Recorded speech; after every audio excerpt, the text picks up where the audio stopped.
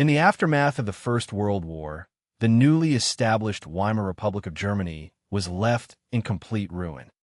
The Treaty of Versailles in 1919 imposed astronomical war reparations that Germany was forced to pay in gold and goods.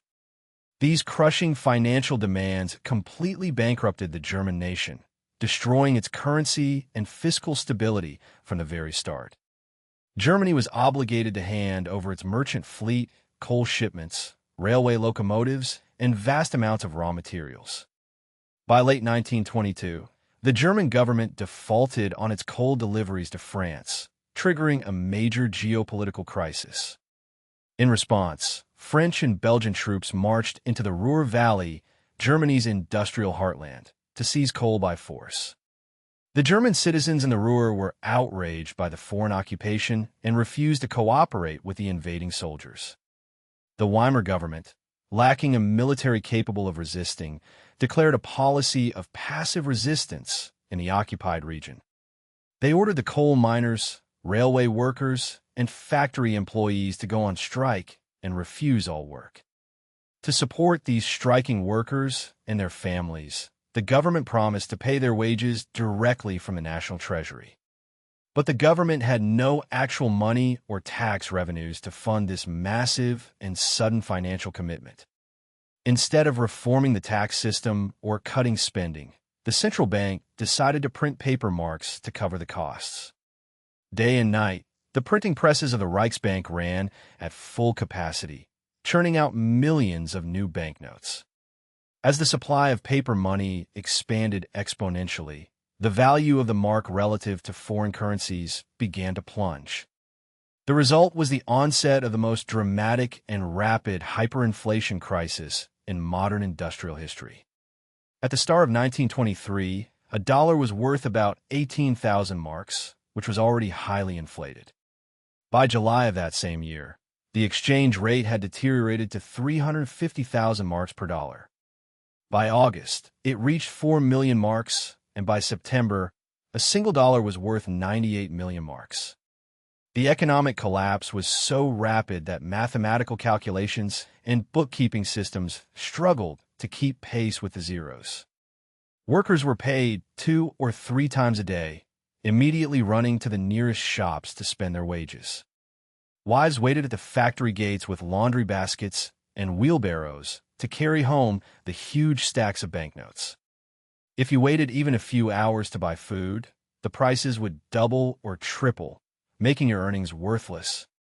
A cup of coffee would double in price while you were sitting at a cafe table drinking it. People realized that the paper currency was losing value faster than the physical ink was drying on the paper.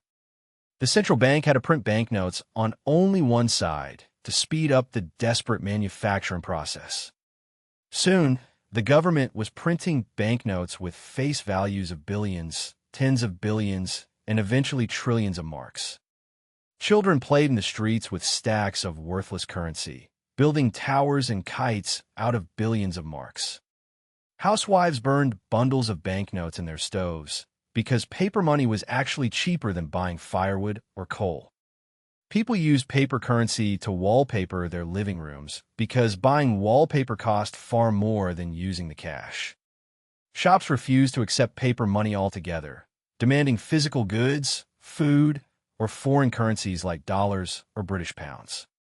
The traditional monetary economy broke down completely, replaced by a primitive system of barter and direct trade. A farmer might exchange a carton of eggs for a grand piano, while a doctor would demand potatoes for a consultation. The middle class of Germany was completely wiped out as their life savings, pensions, and insurance policies became worthless.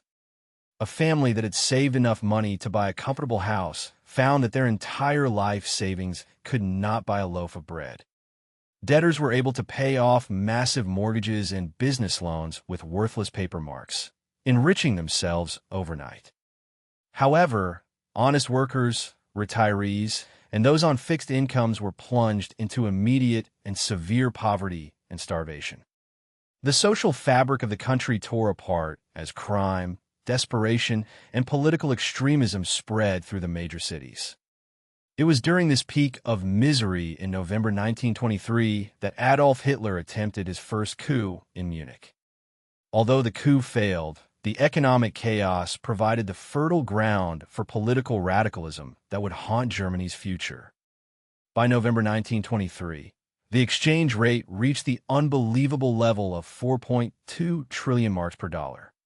The currency was dead, and the German government was forced to appoint a new currency commissioner to resolve the crisis. His name was Hjalmar Schacht, a brilliant and pragmatic banker who was tasked with saving the nation's financial system.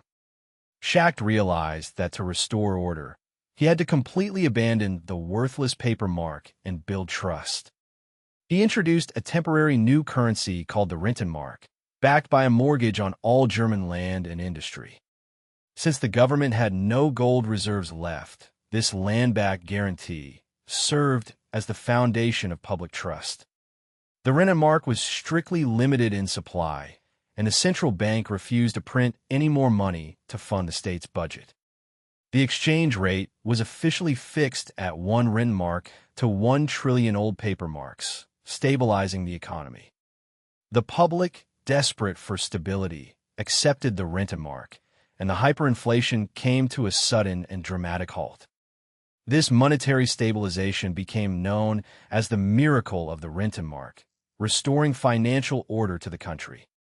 The following year, the government introduced the Reichsmark, backed by gold and foreign exchange, completing the currency reform. But the psychological scars of the 1923 hyperinflation left a deep mark on the German national consciousness. The complete destruction of middle-class wealth shattered the public's trust in democratic institutions and the Weimar Republic. It created a deep-seated fear of inflation that persists in German economic policy to this very day. The Weimar hyperinflation serves as a stark historical warning about the dangers of printing money to solve fiscal problems. It showed that a currency is not merely a piece of paper, but a social contract built on trust and scarcity. When a government breaks that contract by expanding the money supply without limit, the entire society collapses. The dynamics of 1923 demonstrate that inflation is ultimately a political phenomenon, not just a monetary one. When governments prioritize short-term political convenience over long-term stability, hyperinflation becomes possible. Speculators and the wealthy were able to purchase vast real estate and factories with borrowed money, increasing wealth inequality. Meanwhile, the average citizen paid the ultimate price for the central bank's reckless monetary experimentation.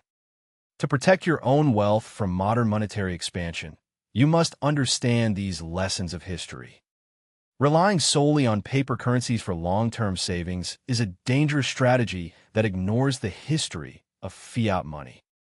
Throughout history, every single unbacked fiat currency has eventually lost its purchasing power due to inflation. Investors must hold assets that possess intrinsic utility and cannot be printed by central banks. This includes productive real estate, shares in profitable businesses, physical gold, and other scarce commodities. By diversifying into real assets, you insulate your capital from the erosion caused by currency printing.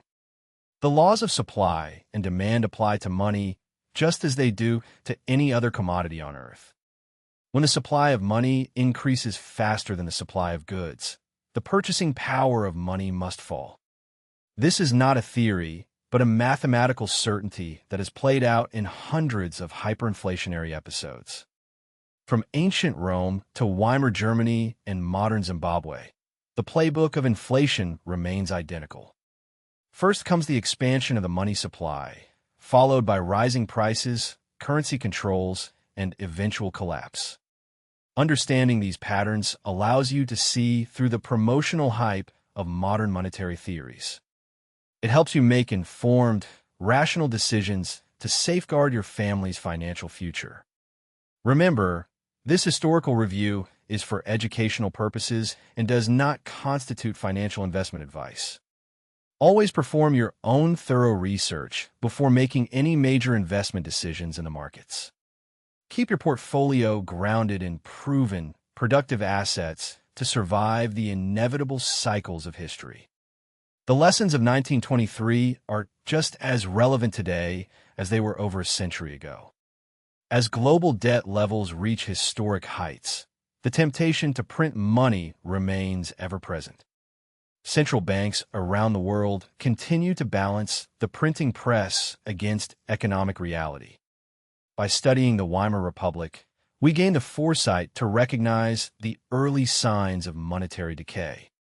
Watch the monetary indicators, paying close attention to government debt and central bank balance sheets. Do not let the illusion of a stable currency lull you into a false sense of financial security. Active wealth preservation requires constant vigilance and adaptation to changing economic environments. Build a diversified foundation of real, productive assets that can weather any monetary storm. History shows that while currencies come and go, real wealth and productive assets always endure. The true value of your labor should be stored in vehicles that preserve purchasing power over decades. Ensure your portfolio is structured to resist the slow and silent theft of inflation. Take control of your financial destiny by applying these timeless principles of value and scarcity. The story of Weimar Germany is a reminder that sound money is the bedrock of a stable society. When money fails, the social, political, and cultural institutions of a nation soon follow. Protect your capital, preserve your purchasing power, and build lasting resilience for the future. In the grand theater of economic history, the printing press has always lost to real-world value. By aligning your investments with productive assets, you choose the side of enduring economic truth. May the lessons of the Weimar Republic guide your wealth preservation strategy through the coming years. Keep your focus on quality, utility, and absolute scarcity to thrive in any monetary regime. Stay informed, stay diversified, and let history be your guide to financial independence. The path of monetary expansion always leads back to the fundamental laws of supply and demand. Position your portfolio to benefit from these immutable rules rather than being destroyed by them. Your long-term financial security depends on your ability to separate paper promises from tangible value. Embrace the discipline of value investing to build a multi-generational legacy of real wealth. The final victory in the battle of currencies always belongs to assets with real-world productivity. Take action today to secure your wealth in vehicles that can never be printed out of existence. Let the historic events of 1923 serve as the fuel for your financial education. Step by step, construct a portfolio that stands strong against the tides of monetary history. Diversification, scarcity, and productivity are your three ultimate shields against the printing press. The Weimar Hyperinflation remains a classic case study of how quickly a modern monetary system can disintegrate. It demonstrated that fiat currency relies entirely on public confidence and the productive capacity of the nation. When a central bank prioritizes funding government deficits over maintaining price stability, disaster is inevitable. The massive social upheaval of 1923 permanently altered the course of 20th century history. It proved that the destruction of a currency goes hand in hand with the destruction of social order. The middle class, which had been the backbone of German society, felt betrayed by their own government. This widespread disillusionment paved the direct path for radical political movements to gain popular support. By destroying the purchasing power of savings, the central bank had effectively destroyed the nation's future. Modern investors must recognize that the fundamental principles of monetary economics have not changed. While the technology of printing money has evolved, the long-term consequences of currency expansion remain the same. Governments facing high debt loads are always tempted to reduce the real value of that debt through inflation. By understanding these historical cycles, you can position your capital to survive monetary turbulence. Focus on high-quality, productive assets that possess real-world utility and cannot be easily inflated.